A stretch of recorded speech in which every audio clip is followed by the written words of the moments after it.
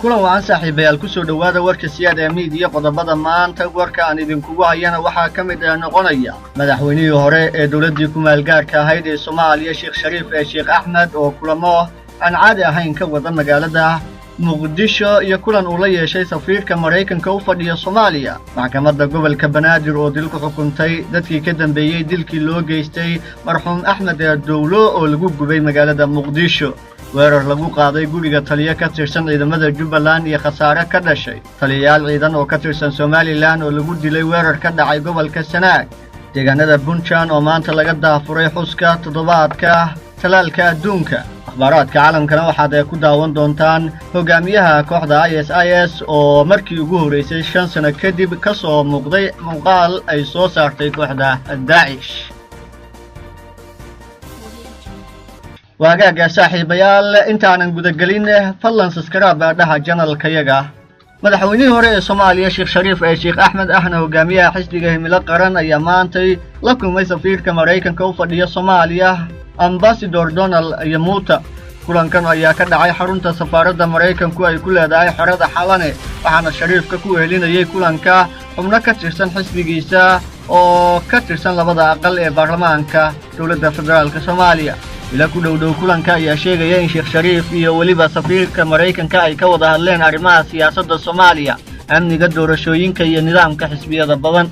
Sheekh Shariif Sheekh Axmed ayaa kulamo gaar ah la yeelanaya safiirada beesha caalamka ee jooga Muqdisho tan iyo markii uu Muqdisho dib ugu soo laabtay Khamiistii la soo dhaafay waxaana dhaqdhaqaaqa Shariifka wado ay noqdeen kuwa aad loo hadalhayo oo madaxda dalka ku sugnayd culays badan ku keenay dhanka kale madaxweynihii hore ee Soomaaliya Sheekh Shariif Sheekh Axmed ayaa xalay kulamo gaar ah la qaatay gudoomiyaasha golaha shacabka iyo waliba aqalka sare ee baarlamaanka Jamhuuriyadda Federaalka Soomaaliya kulamadan ayaa waxaa Sheekh Shariif ku weelinayay xubno ka tirsan xisbigiisa iyadoona looga hadlayay sidii loo xalin lahaa khilaafka u dhaxeeya labada aqal ee baarlamaanka Jamhuuriyadda Federaalka Soomaaliya wararka ayaa sheegaya in si gaar ah iskula soo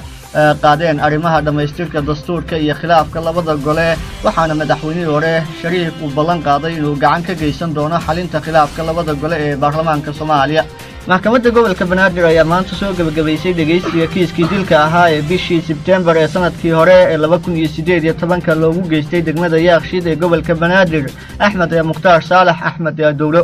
gudoomiyaha maxkamadda gobolka Banaadir Muuse Macalin Maxamed ayaa ku dhawaaqay xukunka dilka ah ee lagu riday eedeysanayaashan loo haysto dilka muwaadinka Soomaaliyeed oo si xun loo dilay looguna gubay magaalada Muqdisho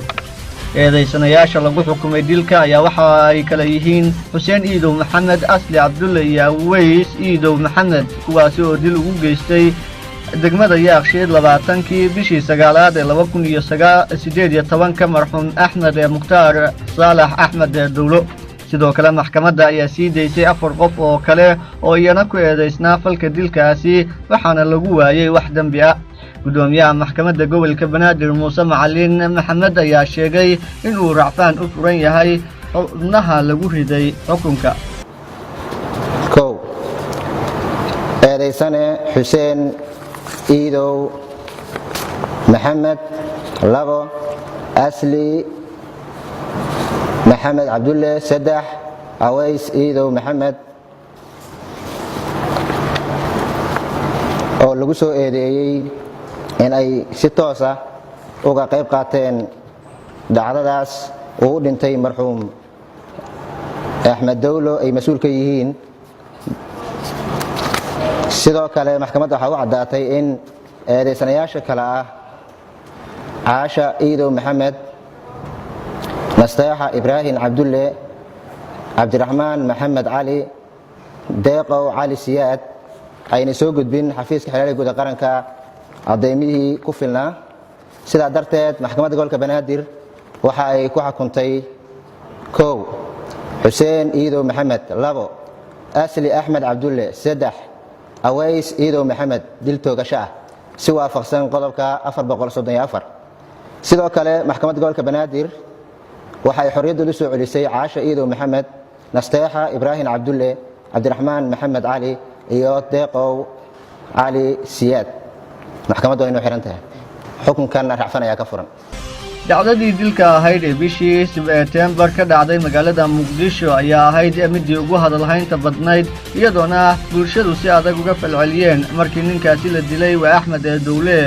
loona dilay sabab la xiriirta wiil uu adeer u yahay oo guursaday gabar qoyska haatan lagu xukumay dilka waxaana muran uu ka dhashay guurkaasi oo sababay in Axmed Dawle loo dilo arrimo ku saabsan hay'ado madaxweyne ku-xigeenka Puntland mudane Axmed Cilmi Ismaan Axmed Karaash ayaa maanta Garowe ka shir gudoomiyay shir degdeg ah oo looga hadlayay abaaraha shirkaasina waxaa ka qayb galay wasiirro guddiga abaaraha hay'ado dawladeed iyo waliba sidoo kale kuwa UN-ka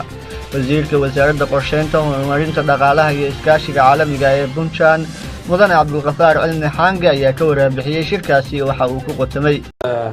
shirkan wuxuu ku saabsan yahay maanta in sidii looga tashan lahaa dardargelinta xaaladda abaarta waddanka ka jirta ka jawaabisteeda sidaad la socotaan roobkii guga oo daahay xilligii ilaahay aan uga barannay inuu noo bilowdo aan noo bilaaban iyo roobkii hore oo dayrta oo daahay iyo kasoo kabashada abaartii dhibka badnayd oo 2017 oo aan weli si fiican looga soo kaban oo la isku daray ayaa waxay sababeen xaalad cakiran oo aad u adag inay dalka ka jirto guud ahaan Soomaaliya gaar ahaan Puntland waxaa jira sidaad warbixinta ku maqlayseen xaalad baahsan oo biyo la'aan ah waxaa jirta xoolihii oo xanuun iyo cunto la'aan darteed u liicanaya waxaa jira in meelaha qaarkood la sheegay in xanuumo ay ka dilaaceen sida shubanka iyo waxa wasaaradda caafimaadku ay jawaab markiiba ka celisay waxaa jira in qoysaskii danyarta ahaa oo awalba noloshoodu ay ku tiirsanayd xoolaha ay meesha ka baxday arrintaas waxay saameyn ku leedahay dee nolosha dadka ama magaalaha joogaan ama miyaha joogaan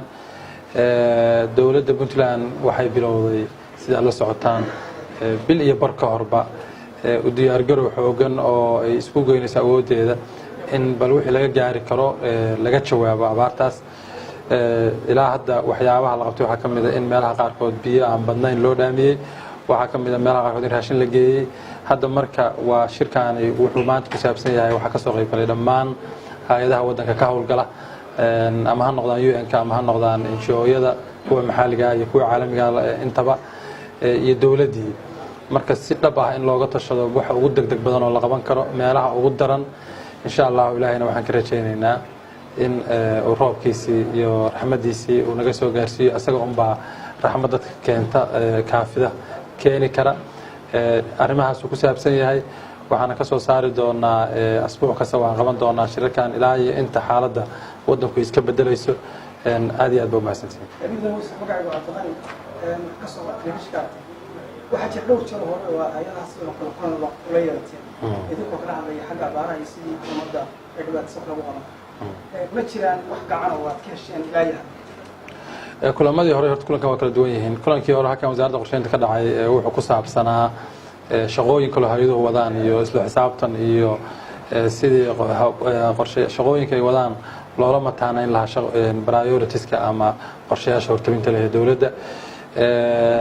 waxaad moodaa wixii hadda ka horeeyay waxaa la rajeynayay roobku inuu bilowdo marka waxyaabo yaryar oo hay'adaha qaarkood sida hay'adda UNICEF hay'adda Save the Children iyo hay'adda IOM oo kaleeto ay bixiyeen waa jiraan laakiin bacdama hadda xaaladii abaartu ay laba kaclaysay oo roobkiina xilligiisii la waayay waxaan rabnaa abiil dhab ah inaan isla qaadano dawladda waxay bixin karto bixiso hay'aduhu waxay hayaan keenaan nimanka deeq-bixiyayaasha la yiraahdana aan fariin dheer gaarsiino hadduu ilaahay idmo ujeedada ugu weyn midaas weeye ma jirtaa qorshe ay dawladdu ugu talagashay ay ku wajahayso dawladda tillaabooyin fiican bay qaaday waxay samaysay guddiga abaarta oo heer wasiir ah wasaaradda qorsheynta wasaaradda arrimaha gudaha wasaaradda deegaanka iyo ku jiraan hay'adda hadma iyo wasaarado kale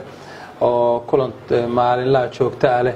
oo waxay aniga kuu sheegay already waxay bilowday inay miisaaniyadeeda dawladdu awalba aad u tabar yarayd looga qondeeyo in 200 oo booyadooda biyo la dhaamiyo in raashin la gado in xaaladda qiimeyn lagu sameeyo iyo in qareemis degdeg ah loo sameeyo intaba way hogaamiyaha ururka IS abubakar al-baqdaadi ayaa markii ugu horreysay ka soo muuqday muuqaal la duubay waxaana uu sheegay inay ka argoosan doonaan dhulkii laga saaray kuwii ka dambeeyey muuqaalkan uu soo duubay al-baqdaadi ayaa waxa uu ku qiray in laga saaray dagaalamayaashiisa magaaladii ugu dambeysay oo ay gacanta ku hayeen taasi oo ahayd bughas markii ugu horreysay ayaa lagu arkay al-baqdaadi muuqaal uu soo duubay 2014 xilligaasi uu sheegay inuu dhisay khilaafada islaamka dowladda ah oo ka shaqayn doonta dalalka Shaam iyo Ciraaq hase yeeshee lama oga xilliga rasmiga ah ee muuqaalkani la soo duubay oo la soo dhigay shabakada warbaahinta Al-Furqaan hase yeeshee waxa ay ururka ISIS sheegeen in xilliga la duubay muuqaalkani uu yahay bishani Abriil guud ahaan intaas ayaan ku soo afmeerayaa warkiisa media saaxiibayaal cidii warkayga ka heshay fadlan subscribe hadda channelkayga